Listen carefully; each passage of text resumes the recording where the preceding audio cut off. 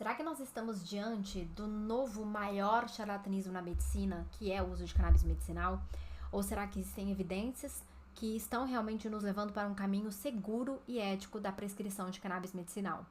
Meu nome é Maitê, eu sou médica de família e eu já adiciono aqui que eu me interesso pela área do estudo, né, do sistema endocannabinoide, do cannabis medicinal, e também, né, depois de tanto estudar sobre o tema e atender pacientes, incorporar isso como uma das caixinhas das minhas ferramentas.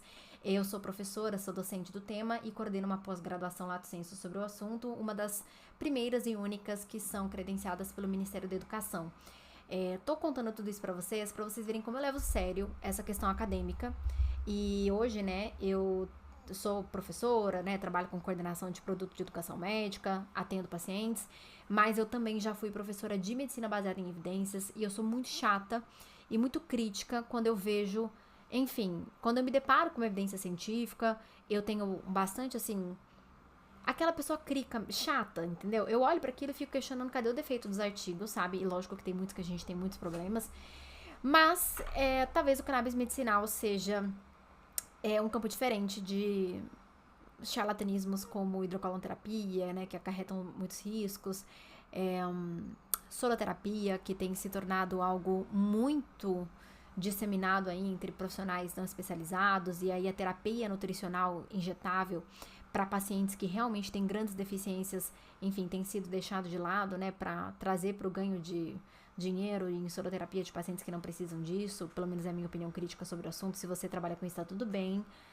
deixa a tua opinião, tá tudo certo. Aqui a gente sempre vai ter um ambiente ético e que seja pautado em respeito aí às diversas opiniões, mas eu sempre vou defender muito a medicina baseada em evidências, e é claro que eu tenho uma caixinha de conhecimentos que é restrita em algumas áreas, então eu talvez não entenda tanto de, sei lá, dessa área, mas eu sou bastante crítica com essa parte das evidências. E quando a gente pensa em cannabis medicinal, sempre eu recebo dúvidas dos meus alunos e também de pacientes. Onde vocês estudam? Onde vocês adquirem essas informações? Porque o cannabis medicinal, gente, até poucos anos atrás, ele não era... Inclusive, quase não existiam possibilidades de você pesquisar sobre o tema, porque foi criminalizado, e aí vários laboratórios, né, não podiam mais pesquisar sobre o tema. Mas na década de 90, né, com a descoberta do sistema endocannabinoide e também do isolamento, né, em laboratório do CBD, do THC, realmente as coisas tomaram, né, um patamar diferente e as coisas começaram a andar para essa área. Então, quando a gente pensa, a gente tem praticamente 35 anos de evidência científica sobre o assunto, e que é um tempo muito curto na medicina, tá? Praticamente a minha idade, né? E ainda tem muito que se desenvolver. Então, como você vai encontrar informações científicas de qualidade para que você consiga atender os seus pacientes? Então, eu vou mostrar uma ferramenta que eu utilizo como médica, tá? Sem conflito de interesse nenhum. E eu tenho um cupomzinho que eu consegui com a empresa para fornecer para vocês assinarem, caso seja de interesse. É uma plataforma que ela é em inglês, é uma plataforma em dólar, e ela é uma plataforma que se chama Cannakis, que é um local em que tem informações científicas compiladas sobre cannabis, inclusive interpretadas já para facilitar. É lógico que você tem que olhar tudo com muita análise crítica, tá? Até porque tem estudos que são da área da veterinária que você tem que tirar, tem que filtrar isso. Eu vou dar um exemplo aqui. Você entra no Cannakis, e ele é uma plataforma que ele é em inglês, né? Então, se você tiver dificuldade com o idioma, você pode usar o Google Chrome e fazer a sua tradução. E eu vou entrar aqui em procura por condição médica para mostrar um exemplo para vocês.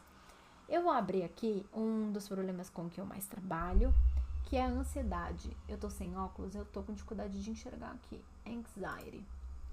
E ele vai me abrir um dashboard que tem um compilado dos estudos e algumas informações bem interessantes. Então, eu vou traduzir para o português para facilitar aqui a nossa interpretação, nosso vídeo. Então, nós temos 206 estudos primários, estudos totais 742, sendo 14 meta-análises clínicas, 27 ensaios clínicos duplos cegos e 29 ensaios clínicos. Temos já algumas orientações clínicas, né? Ou seja, um guideline já existe. Não tem aprovação do FDA nem da União Europeia para tratamento de transtorno de ansiedade e pânico.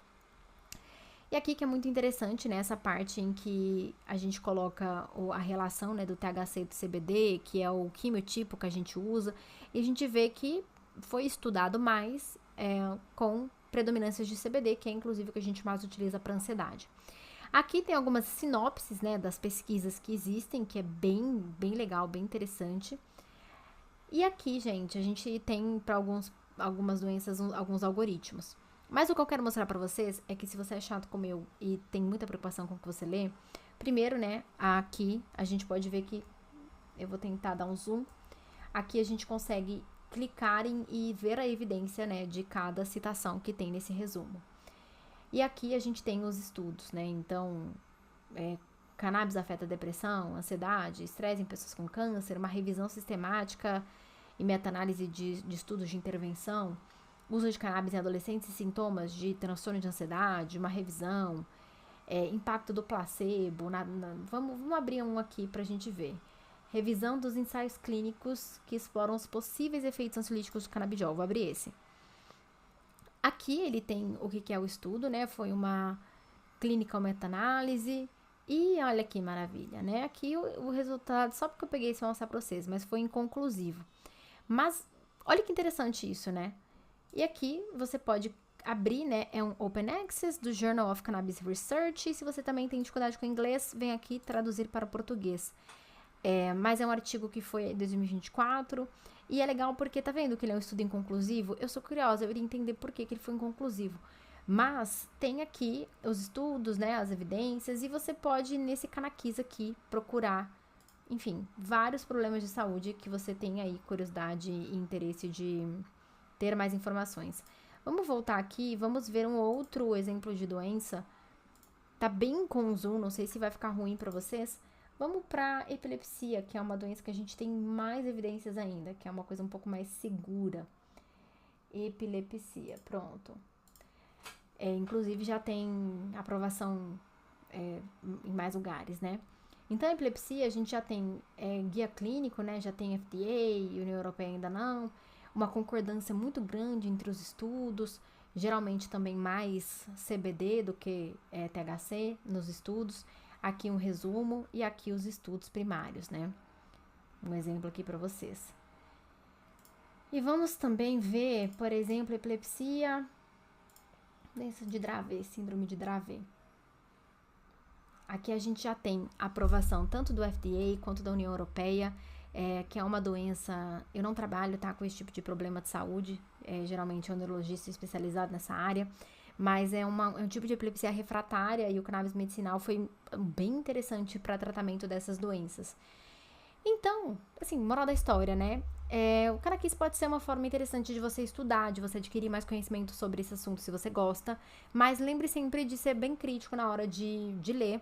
E se você trabalha com isso, você vai receber muitas críticas de pessoas externas e muitas perguntas. Então, é muito importante que você esteja realmente muito fortalecido do ponto de vista de evidências para que você consiga fazer um bom trabalho em relação a isso.